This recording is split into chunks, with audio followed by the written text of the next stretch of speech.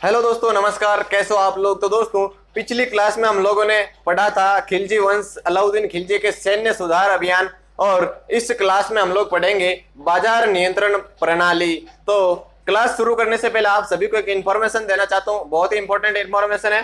तो play store पे साला साथी नाम का एक ऐप अवेलेबल है। हमारे साला साथी नाम का एक ऐप अवेलेबल है। ये नाम आप प्ले स्टोर पे जाकर के सर्च करोगे तो आपको सबसे ऊपर मिल जाएगा।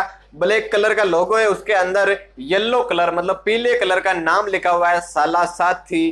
तो उसको डाउनलोड करना है, और उसके अंदर क्या है, 5 अगस्त को लाइव टेस्ट होने वाला है आप सभी का, कंपटीशन लेवल का। पटवारी, रेट, रेलवे और राजस्थान पुलिस, बाकी अन्य स्टेट लेवल एग्जाम के लिए एक लाइव टेस्ट होने वाला है, बिल्कुल एज ए एग्जाम। मतलब वहां पे आपका कैसा एग्जाम होता है, सेम उसी टाइप का लाइव टेस्ट होने वाला है। तो आपको क्या करना है, ऐप को डाउनलोड करना है। लिंक आपको डिस्क्रिप्शन में मिल जाएगा। डिस्क्रिप्शन वीडियो के टाइटल पे, यहाँ पे जो वीडियो का नाम दिख रहा है ना, उसके ऊपर क्लिक करो और नीचे साला साथी ऐप का लिंक मिल जाएगा, जाकर के डाउनलोड कर लो। और उस पे क्या करना है, आपको लाइव टेस्ट देना है 5 अगस्त को। बिल्कुल भूलना नहीं है, याद रखना है, 5 अगस्त को लाइव टेस्ट देना है। तो चलिए अब हम लोग अपने टॉपिक की तरफ चलते हैं। टाइम बर्बाद नहीं करना है हमें, अब अपने टॉपिक की तरफ चलते हैं। तो टॉपिक आज का हमारा है बाजार नियंत्रण प्रणाली। देखिए, खिलजी की, अलाउद्दीन खिलजी की बाजार नियंत्रण प्रणाली सबसे खतरनाक थी, मतलब बहुत मजबूत थी। बाजार नियंत्रण प्रणाली, बाजार नियंत्रण प्रणाली, ये आपको यहां पे पढ़ना है आज हमें। तो बाजार नियंत्रण प्रणाली, सबसे पहले तो अलाउद्दीन खिलजी को, अलाउद्दीन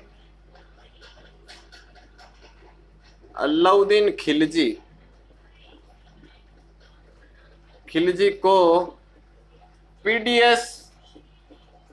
पीडीएस क्या होता है, पब्लिक डिस्ट्रीब्यूशन सिस्टम, सार्वजनिक वितरण प्रणाली। सार्वजनिक वितरण प्रणाली क्या, सार्वजनिक वितरण प्रणाली। पीडीएस क्या होती है, सार्वजनिक वितरण प्रणाली, पब्लिक डिस्ट्रीब्यूशन सिस्टम। तो इसका जनक कहा जाता है अलाउद्दीन खिलजी को। क्या कहा जाता है, जनक अलाउद्दीन खिलजी को कहा जाता है। ये बात आपको यहाँ पे ध्यान रखनी है। पीडीएस ये सिस्टम बहुत ही खतरनाक था। इसके मतलब यहाँ पे एक विभाग बनाया था अलाउद्दीन खिलजी ने। विभाग कौन सा बनाया था, विभाग बनाया था सराय अदल। कौन सा विभाग बनाया था, यहाँ पे स्टार लगा के लिखो, सराय ए अदल। सराय ए अदल ये विभाग बनाया था इस सिस्टम को चलाने के लिए अलाउद्दीन खिलजी ने। सॉरी, ये एक मार्केट बनाया था उसने, विभाग ने ये मार्केट बनाया था। मतलब सैनिकों के लिए इसने बनाया था कि भाई सैनिकों को कम रेट पर, कम दाम पर सामान या जीवित मतलब लाइफ स्टाइल के लिए जो सामान जरूरी होता है ना, वो मिल जाए, उसके लिए अच्छे कम दाम पर मिल जाए, उसके लिए एक बाजार बनाया था सराय अदल। तो इस खिलजी ने बनाया था ये, ताकि कम पूंजी में ज्यादा सरवाइव कर सके सैनिक। तो यहाँ पे इसका मतलब क्या है, इस शब्द का मतलब है न्याय का स्थान। क्या न्याय होता है ये बे यार, न्याय का स्थान, इस शब्द का मतलब होता है न्याय का स्थान। और ये क्या था, सराय अदल, यमुना के किनारे वस्त्र या अन्य कीमती सामान या जरूरतमंद सामान जहां पे मिलता था, मिलने वाला बाजार, ऐसे लिख सकते हो आप, यमुना के तट पर, यमुना के तट पर वस्त्र व अन्य कीमती वस्तुओं का बाजार। वस्त्र, या फिर आप ऐसे लिख सकते हो, यमुना के तट पर वस्त्र वे अन्य कीमती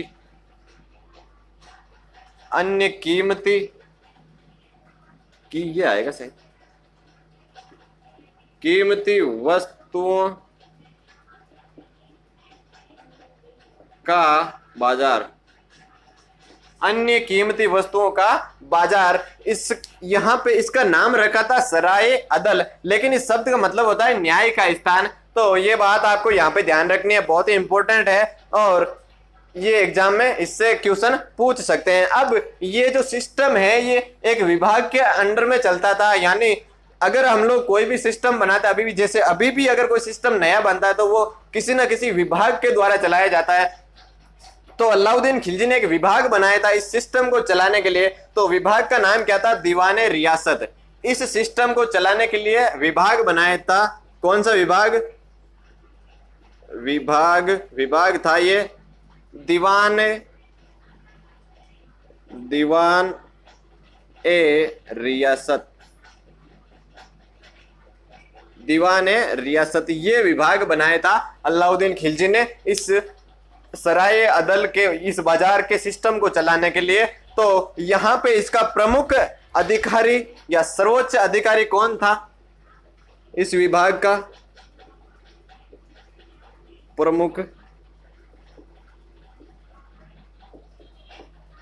प्रमुख अधिकारी। देखो, किसी ना किसी विभाग को चलाने के लिए उसका प्रमुख अधिकारी होता है। तो प्रमुख अधिकारी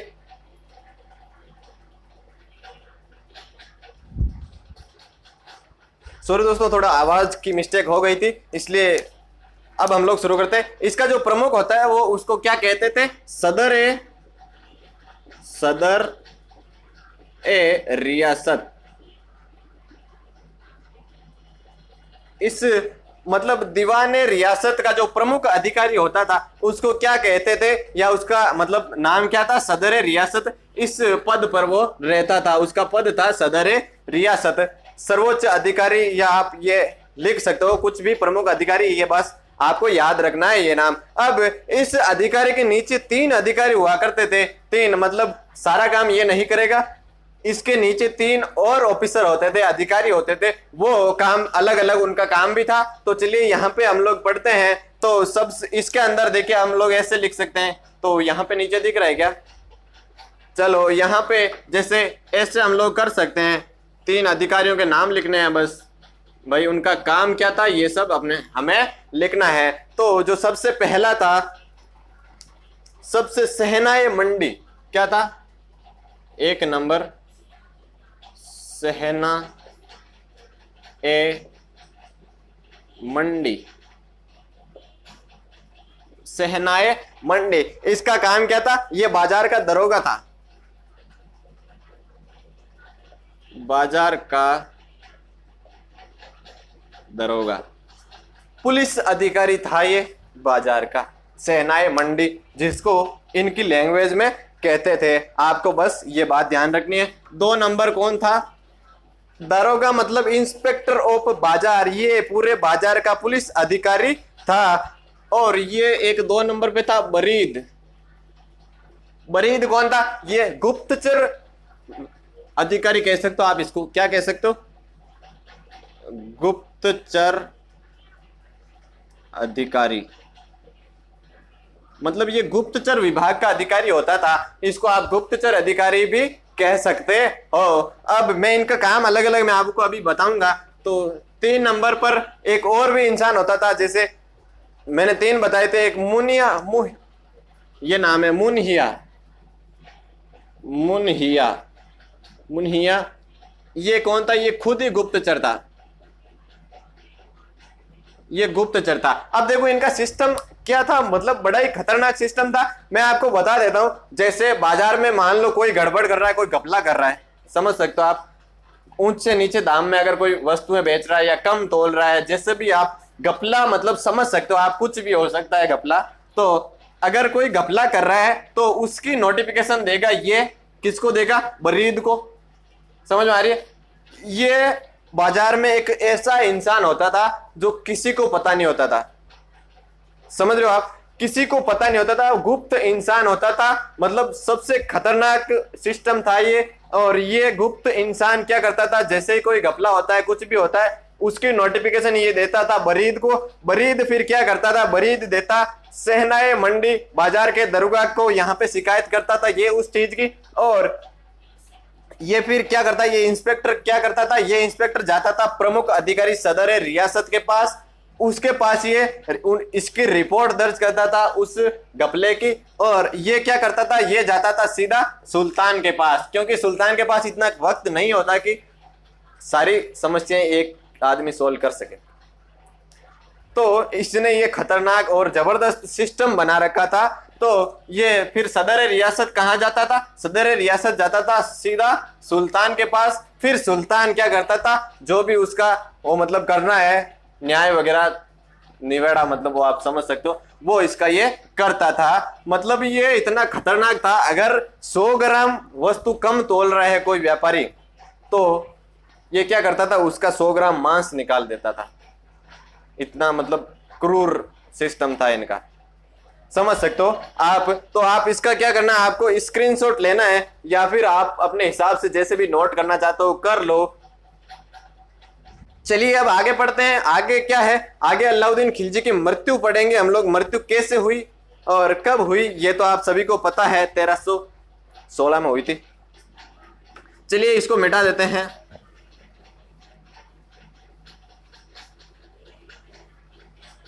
अब हम लोग आगे इसकी मृत्यु के बारे में बात कर लेते हैं। दोस्तों उम्मीद कर रहा हूं वीडियो पसंद आ रही होगी, क्लास पसंद आ रही होगी, तो यार लाइक करो यार, बिना लाइक के कैसे काम चलेगा। लाइक करो ताकि हम लोग आगे भी आपके लिए बेस्ट कोर्स लेकर आए। और गर्मी हो रही है आज। तो अब यहाँ पे हम लोग बात करते हैं इसकी मृत्यु की। मृत्यु के बारे में बात करें तो मृत्यु हुई थी, देखो ये 1296 से गद्दी पे बैठा था, 1316 में इसकी मृत्यु हो गई थी। तो यहाँ पे हम लोग लिख सकते हैं 1316 में। वैसे लिखने की जरूरत नहीं है, क्योंकि मैंने जब अलाउद्दीन खिलजी को शुरू किया था तो 1296 से 1316 लिख दिया था। तो मतलब वही है कि 1296 में ये राजगद्दी पे बैठा, 1316 में ये मर गया। अब यहाँ पे इसकी मृत्यु कैसे हुई, मृत्यु हुई इसकी प्राकृतिक मौत हुई थी। प्राकृतिक मृत्यु, प्राकृतिक मृत्यु आप कह सकते हो, या नेचुरल डेथ कह सकते हो।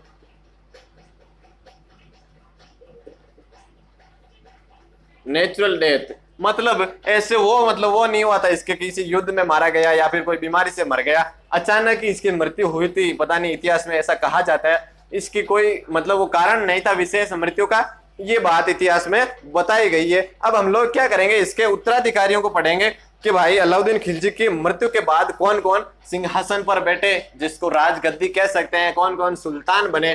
तो ये चीज हम लोग आज यहाँ पे पढ़ेंगे। उत्तराधिकारी किसके, अलाउद्दीन खिलजी के उत्तराधिकारी। ऐसी बात नहीं है, अलाउद्दीन खिलजी ने बहुत सारे अच्छे काम भी किए थे। तो यहाँ पे अब इसके उत्तराधिकारी हम लोग पढ़ेंगे। सबसे पहले तो शिहाबुद्दीन उमर, इसके जस्ट मौत के बाद ही एक शासक आया था, शिहाबुद्दीन उमर। शिहाबुद्दीन उमर ये कब आया था, 1316 में। 1316 में आया था शिहाबुद्दीन उमर। फिर क्या हुआ था, फिर इसको हटा करके एक और शासक आ गया था, एक और सुल्तान नया बन गया था। नया सुल्तान कौन बना था, कुतुबुद्दीन मुबारक शाह।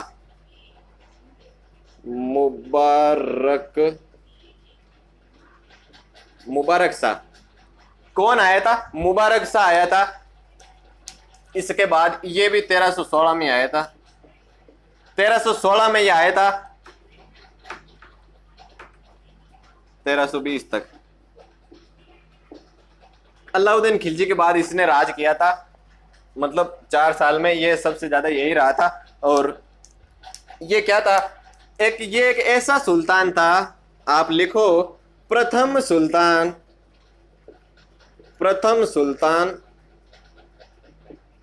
जिसने मतलब इसने अपने आप को खलीफा कहा था, खुद ने ही खलीफा की उपाधि ग्रहण कर ली थी। ये बात आपको ध्यान रखनी है। ये ऐसा सुल्तान था जिसने स्वयं को खलीफा कहा। अब खलीफा क्या होता है ये मैंने लास्ट क्लास में बता रखा है, तो वो मतलब पिछली क्लासों में वो बताया था ना मैंने, खलीफा का प्रमाण पत्र लेकर के आया था। और ये सब आप क्लास से देखो यार, बहुत इंपॉर्टेंट चैप्टर उसके अंदर पढ़ा रखे हैं मैंने। दिल्ली सल्तनत अब लगभग आधी आ चुकी है, वो भी पढ़ाया था। तुर्कों के आक्रमण भी पढ़ाए थे भारत में, वो सब पढ़ाए थे, तो उनको भी जाकर के देखो, बहुत इंपॉर्टेंट वहां पे पढ़ाया हुआ है। तो वो भी कंपटीशन लेवल की एग्जाम है, आपके पटवारी के लिए इंपॉर्टेंट है। रेलवे में भी आती है वो, राजस्थान जीके वो सॉरी राजस्थान पुलिस में भी आती है, तो वो क्लासें भी देखो जाकर के, चैनल पर पढ़ी है, बिल्कुल फ्री है, आपके कोई पैसे नहीं लग रहे। तो जाकर के देखो, तैयारी करो, ताकि रेगुलर अगर आप देखते रहोगे तो आपकी अच्छे से तैयारी हो जाएगी। और बाकी कमेंट कर दिया करो कि आपको कैसी लगती है हमारी क्लासें, और आपको कोई डाउट हो वो भी कमेंट कर दिया करो, जो भी हो आप। अब इसके बारे में एक और लिखो, ये क्या करता था, ये अजीब अजीब हरकतें किया करता था मुबारक शाह। ये दरबार में महिलाओं की मतलब वेशभूषा पहन के आ जाता था, महिलाओं की ड्रेस पहन के आता था। अब महिलाओं की ड्रेस कुछ भी हो सकती है, वो वहां पे उस टाइम पे जो चलती थी वही पहनता था। ये क्या करता था, महिलाओं के वस्त्र पहनकर दरबार में आता था।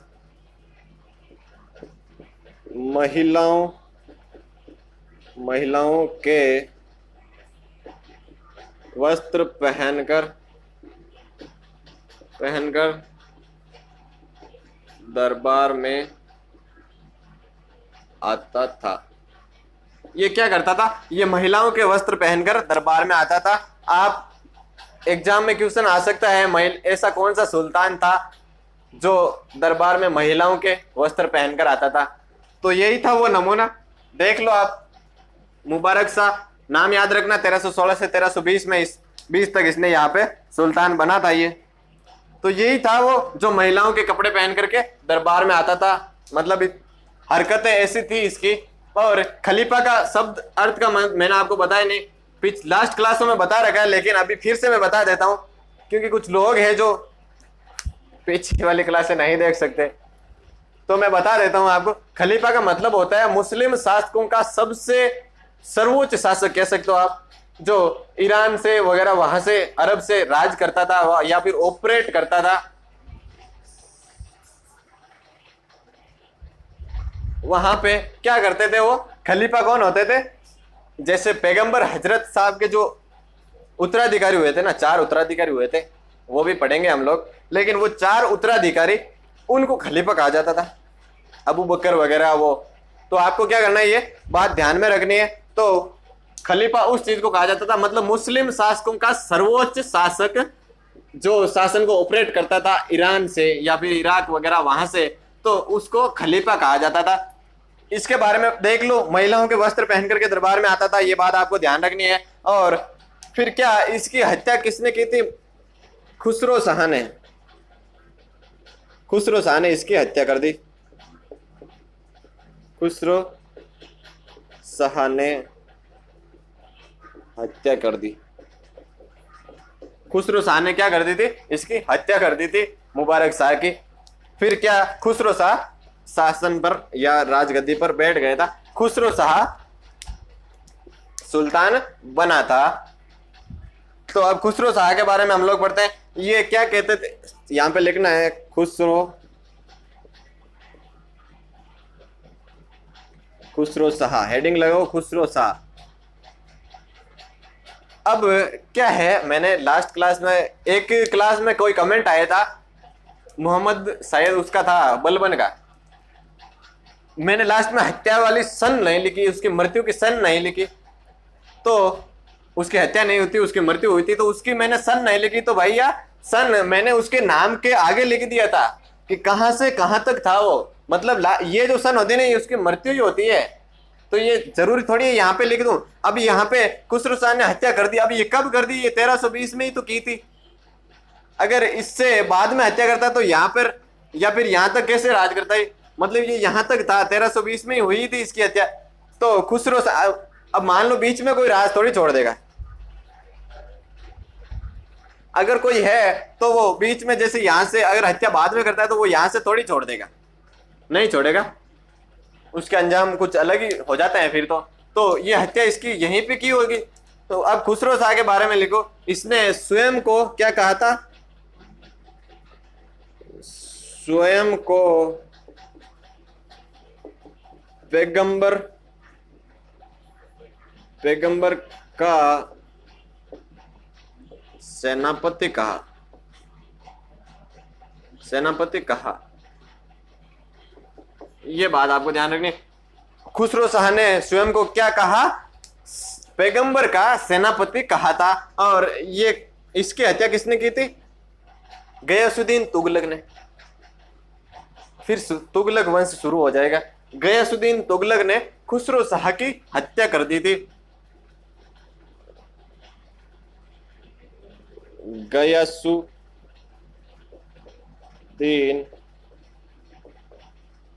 तुगलक ने हत्या कर दी थी। गयासुद्दीन तुगलक ने क्या किया था, खुसरो शाह को मार दिया था। और फिर क्या हो जाएगा, तुगलक वंश की शुरुआत हो जाती है।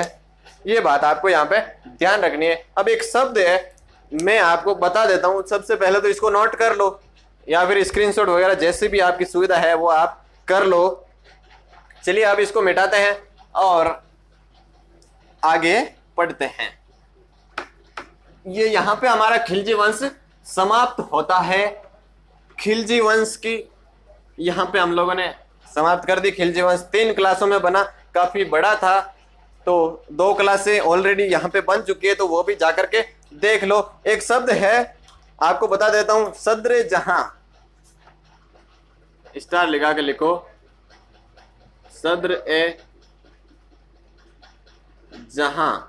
सद्र ए जहां ये क्या था, ये काजी उल कुजात, ये इसका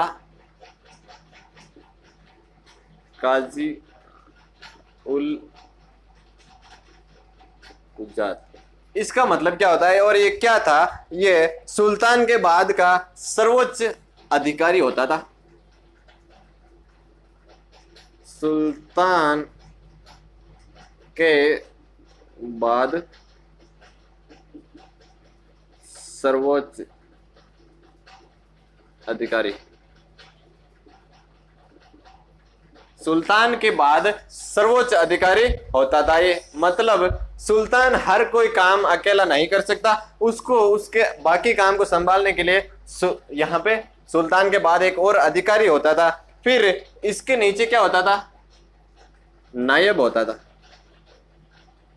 नायब अधिकारी होता था। उसके नीचे क्या होता था, नायब काजी कह सकते हो आप, नायब काजी या नायब अधिकारी होता था। सबसे ऊपर सुल्तान होता था, फिर सदर जहां, काजी उल कुजात ये कह सकते हो आप, सुल्तान के बाद का सर्वोच्च अधिकारी, इसके नीचे नायब काजी होता था। ये बातें आपको ध्यान रखनी है। ये 3 अधिकारी होते थे, सबसे पहले सुल्तान, फिर सदर जहां या काजी उल कुजात, और फिर नायब काजी। ये एक शब्द था, इंपॉर्टेंट था, तो ये एग्जाम के लिए इंपॉर्टेंट था इसलिए मैंने बता दिया। अब एक कुछ प्रोडक्ट है या फिर उत्पाद कह सकते हो, जैसे नील, नमक वगैरह, ये सब सल्तनत काल में कहां से आते थे, तो ये हम लोग बात कर लेते हैं इसके बारे में। तो दोस्तों टाइम बर्बाद ना हो इसलिए मैंने यहाँ पे पहले ही लिख दिया था। और अब रेशम हम लोग यहाँ पे उत्पाद है, फिर ये कौन से क्षेत्र से आता था, तो ये मैं आपको बता देता हूँ। रेशम जो है वो सल्तनत काल में कहां से आता था, खंपात क्षेत्र, खंपात एरिया गुजरात से आता था रेशम। और नील जो है वो कहां से आता था, ये बयाना भरतपुर राजस्थान से आता था। राजस्थान वाले एरिया से नील जो है वो आता था। वस्त्र बंगाल से आते थे, वस्त्र बंगाल से आते थे। नील जो है वो बयाना भरतपुर से आती थी। ये बात आपको यहां पे ध्यान रखनी है। और एक और एरिया है सरखेज, सांबर को नीचे लिख देते हैं, सरखेज से भी आती थी। ये कहां से, सरखेज। नील 2 जगह से आती थी, दो जगह से नील आती थी सल्तनत काल में। कहां से आती थी? सरखेज आगरा के आसपास वाला, यूपी में। सरखेज आगरा यूपी वाला, वहां से नील दो जगह से आती थी सल्तनत काल में। ये बात आपको ध्यान रखनी है, थोड़ी मिस्टेक हो गई थी यहाँ पर, तो हो जाती है। तो यहाँ पे नील दो जगह से आती थी, और नमक जो है वो आपका सांबर से आता था, सांबर राजस्थान से, सांबर राजस्थान से आता था नमक। सल्तनत काल में ये प्रोडक्ट, ये उत्पाद यहाँ से आते थे। वस्त्र जो है वो बंगाल वाले एरिया से आते थे। अब एक चीज मैं आपको बता देता हूं, सूती वस्त्रों की जो निर्माण प्रणाली है, सूती वस्त्र की निर्माण प्रणाली, ये बंगाल से नहीं है। ये कहां से आई थी? सूती वस्त्रों की निर्माण प्रणाली चीन से आई थी, चीन से। तो भारत में सूती वस्त्र कहां से आए? हम लोग ऐसे कह सकते हो ये चीन से आए। ये आपको आंसर देना है अगर एग्जाम में आए तो। अब देखो एक बात आपको ध्यान रखनी है, सूती वस्त्रों को सल्तनत काल में कहा किया जाता था? किरपास, किरपास कहा जाता था। सूती वस्त्र नहीं कहते थे सल्तनत काल में। उस टाइम पर सूती वस्त्र नाम नहीं लिया जाता था, किरपास नाम लिया जाता था। ये बात आपको ध्यान रखनी है। और अब देखो, सूती वस्त्र बंगाल से आते थे। कहां से आते थे? बंगाल से आते थे। लेकिन इसकी जो रंगाई छपाई कह सकते हो आप, रंगाई छपाई, ये कहां से होती थी? दिल्ली में होती थी। इसका केंद्र कहां था? दिल्ली में था। ये बात आपको यहाँ पे ध्यान रखनी है, इंपॉर्टेंट है। वस्त्र निर्माण बंगाल से होते थे, रंगाई छपाई दिल्ली में होती थी। और ये निर्माण प्रणाली आई कहां से? दिल्ली से आई। सूती वस्त्र को क्या कहते हैं? किरपास कहते हैं। तो ये बात आपको ध्यान रखनी है। बाकी हमारा चैप्टर यहीं पर खत्म होता है। खिलजी वंश आज हम लोगों ने पूर्ण कर लिया। तो उम्मीद करता हूं आपको ये क्लास पसंद आई होगी। पसंद आई तो आपको क्या करना है? लाइक करना है। 5 अगस्त को भूलना नहीं, आपको लाइव टेस्ट होने वाला है। ऐप का लिंक डिस्क्रिप्शन में है, साला साथी प्ले स्टोर से आप खुद भी डाउनलोड कर सकते हो। तो वीडियो को लाइक करो, क्लास को लाइक करो, शेयर करो अपने सारे दोस्तों के साथ, और चैनल को सब्सक्राइब नहीं किया तो सब्सक्राइब कर दो। और जिन लोगों ने अभी तक वीडियो को लाइक नहीं किया वो लाइक करो, शेयर कर दो, सब जगह शेयर कर दो। व्हाट्सएप पे, फेसबुक पे, इंस्टाग्राम पे, जहां भी आप शेयर करना चाहते हो वहां शेयर कर दो इस वीडियो को। बाकी आप खुद समझदार हो, क्या करना है क्या नहीं करना है। पढ़ाई करनी है। और अब क्या होना है आपका, यहाँ पे जितना भी हम लोगों ने पढ़ाया था यहाँ पे, उसका एक टेस्ट होगा। टेस्ट होगा भैया। अब तो टेस्ट की इंफॉर्मेशन दे दी जाएगी। यहां तक तुर्क आक्रमण से लेकर